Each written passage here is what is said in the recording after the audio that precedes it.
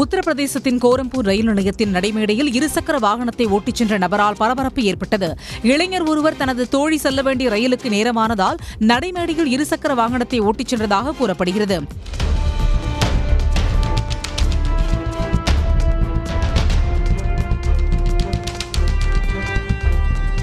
இந்த காட்சி சமூக வலைதளங்களில் வெளியான நிலையில் ரயில்வே போலீசார் விசாரணை மேற்கொண்டுள்ளனர். உத்தரப்பிரதேசத்தின் நொய்டாவில் மதுபோதையில் சாலையில் காரை நிறுத்தி அதன் மேல் ஏறி நடனமாடிய இளைஞர்களால் சக வாகன ஓட்டிகள் அவதியடைந்தனர். இந்த வீடியோ சமூக வலைதளங்களில் வைரலான நிலையில் காவல்துறை நடவடிக்கை எடுத்துள்ளது. சம்பந்தப்பட்ட காரின் உரிமையாளருக்கு 67,000 ரூபாய் அபராதம் விதித்த போலீசார் அதன் ரசீதை சமூக வலைதளத்திலும் வெளியிட்டனர். உதகை அருகே பர்கில் பகுதியில் உள்ள பவானீஸ்வரர் கோயிலில் ஆருத்ரா தரிசனத்தையொட்டி தேரோட்டம் நடைபெற்றது. தேரை வடம் பிடித்து இழுத்துச் சென்ற தோடர் பழங்குடியினர் குழுவாக நடனமாடி வழிபாடு நடத்தினர்.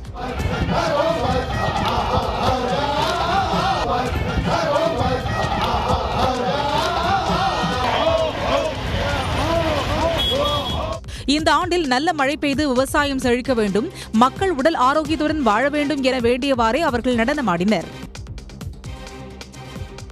கனமழையால் ஏற்பட்ட நிலச்சரிவு காரணமாக நிறுத்தப்பட்ட உதகை மலை ரயில் 2 நாட்களுக்கு பிறகு மீண்டும் இயங்க தொடங்கியதால் சுற்றுலா பயணிகள் மகிழ்ச்சி அடைந்துள்ளனர். நீலகிரி மாவட்டத்தில் பெய்த கனமழை காரணமாக மலை ரயில் பாதையில் மண் மற்றும் பாறைகள் சரிந்து விழுந்தது. இதனையடுத்து ரயில் பாதையை சீரமைக்கும் பணியில் 2 நாட்களாக ஈடுபட்டனர். பணிகள் நிறைவடைந்ததை அடுத்து மீண்டும் மலை ரயில் ஓடத் தொடங்கியுள்ளது.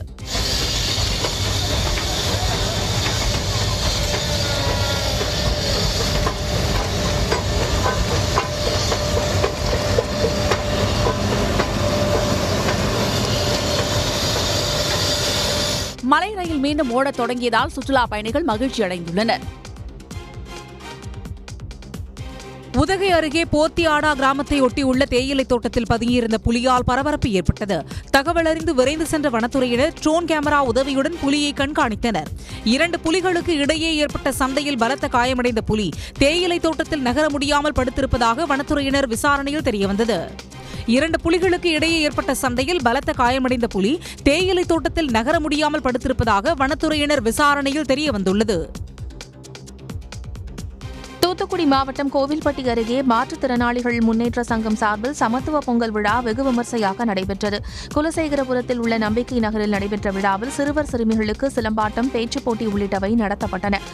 விழாவில் கலந்து கொண்ட அனைவருக்கும் பொங்கல் பரிசு தொகுப்பு வழங்கப்பட்டது.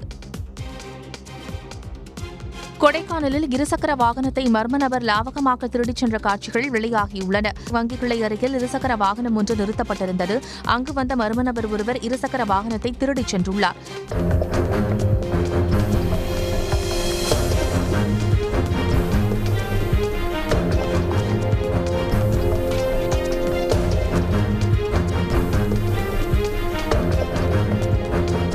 வாகனத்தின் உரிமையாளர் அளித்த புகாரின் பேரில் போலீசார் விசாரணை மேற்கொண்டு வருகின்றனர். ஈரோடு மாவட்டம் பவானி அருகே பள்ளி மாணவர்களோடு பெற்றோர்கள் இணைந்து துணிப்பையில் வண்ணம் பூசி சாதனை புத்தகத்தில் இடம் பிடித்துள்ளனர். கூலிக்காரன் பாளையத்தில் தனியார் பள்ளியில் உணவும் ஆரோக்கிய வாழ்வும் என்ற தலைப்பில் இந்த சாதனை நிகழ்ச்சி நடைபெற்றது. இதில் பிளாஸ்டிக் பயன்பாட்டை ஒழிக்க துணிப்பையில் வண்ணம் தீட்டினர்.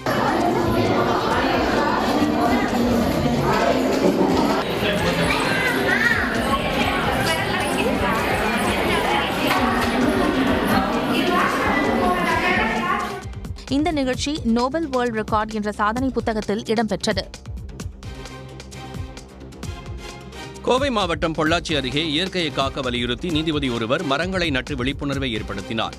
ஓடையக்குளம் பகுதியில் உள்ள குளக்கரையில் மாவட்ட சட்டப்பணிகள் ஆணைய குழு தலைவரும் முதன்மை மாவட்ட நீதிபதியுமான விஜயா மரக்கன்றுகளை நட்டார்.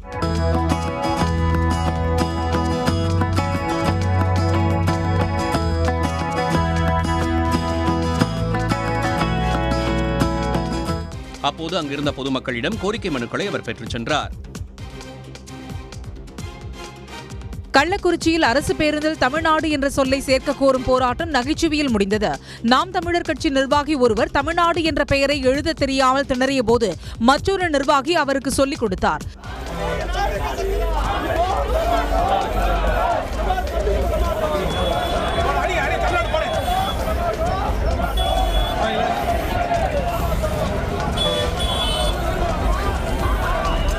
ஏற்கனவே தனியார் மினி பேருந்து ஒன்றில் தமிழ்நாடு என்ற ஸ்டிக்கரை நாம் தமிழர் கட்சியினர் ஒட்டிய சம்பவம் பேசுபொருளானது குறிப்பிடத்தக்கது. கரூர் தோரணக்கல்பட்டி கிராமத்தில் வீரபாண்டிய கட்டபொம்மன் பிறந்தநாள் கொண்டாட்டம், தேவராட்டம், கும்மி ஆட்டம் என களை கட்டியது. கட்டபொம்மன் சிலைக்கு மாலை அணிவித்து மரியாதை செலுத்திய காங்கிரஸ் எம்பி ஜோதிமணி அங்கிருந்த பெண்களுடன் இணைந்து கும்மி அடித்து மகிழ்ச்சியை வெளிப்படுத்தினார்.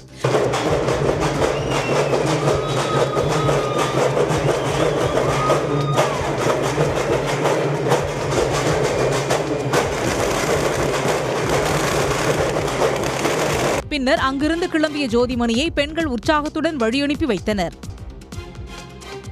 மகாராஷ்டிராவில் உள்ள ஷீரடி சாய்பாபா கோயிலில் புத்தாண்டு தினத்தன்று பக்தர்கள் 13 கோடி ரூபாய் நன்கொடை வழங்கியுள்ளனர். 2026ஆம் ஆண்டு சிறப்பாக அமைய வேண்டும் என பிரார்த்தனை செய்து மக்கள் கட்டுக்கட்டாக நன்கொடை வழங்கியிருக்கின்றனர்.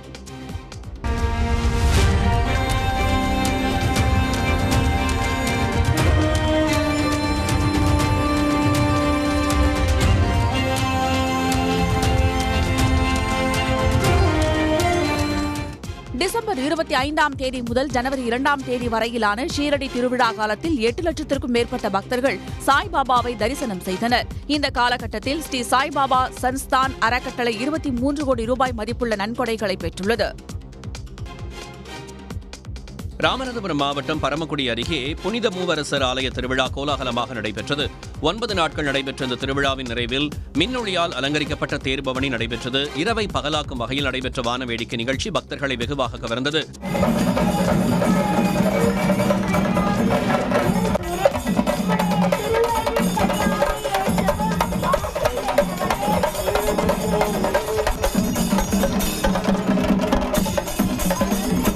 திருவிழாவில் ஏராளமான பக்தர்கள் கலந்து கொண்டு வழிபாடு நடத்தினார்கள். திருச்செந்தூர் அருகே பல்வேறு வர்ணங்களில் பார்ப்பவர்களின் கண்களை கவரும் வகையில் விற்பனை செய்யப்படும் பலூன்களை பொதுமக்கள் ஆர்வத்துடன் வாங்கிச் சென்றனர். மெயின் பஜார் என்ற இடத்தில் வட மாநிலத்தைச் சேர்ந்தவர்கள் டால்பின், பேபி, மயில், மிருகங்கள் என பல்வேறு வகையான பலூன்களை விற்பனை செய்து வருகின்றனர்.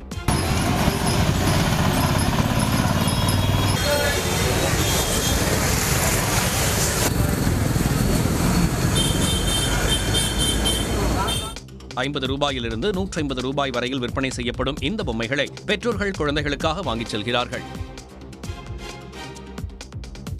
2026ஆம் ஆண்டின் முதல் சூப்பர் மூன் இந்தியாவின் பல்வேறு பகுதிகளில் நேற்றிரவு காட்சியளித்தது. பூமிக்கு மிக அருகில் நிலவு வரும்போது காணப்படும் முழு நிலவே சூப்பர் மூன் என அழைக்கப்படுகிறது.